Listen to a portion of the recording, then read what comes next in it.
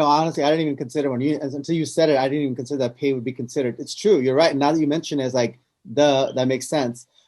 Is there something else that the IRS is looking for? Is there another common issue that happens?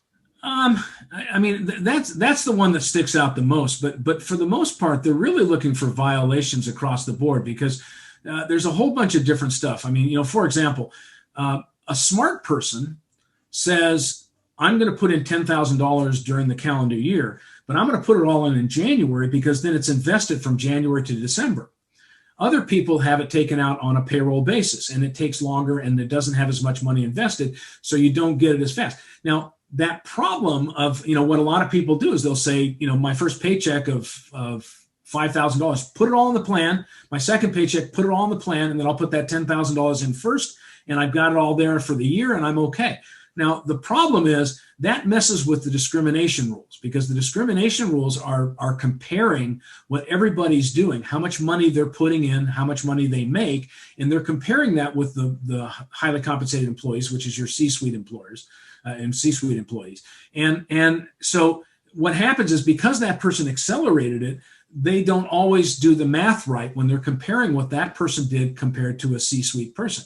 And so there can be failures of discrimination testing because people have either sped up or slowed down this contribution provision. Another thing that happens all the time is they put in X dollars during the year, and when their bonus comes at the end of the year, they put some or all of it into the plan, and sometimes that doesn't get counted. So there's just a lot of different little things that happen administratively that the IRS has gotten smart about. And like I said, they're going after the sanction. They say that they're doing it so that the plan is compliant, but that's just a side note. I mean, that's what happens, but ultimately what they want is the money.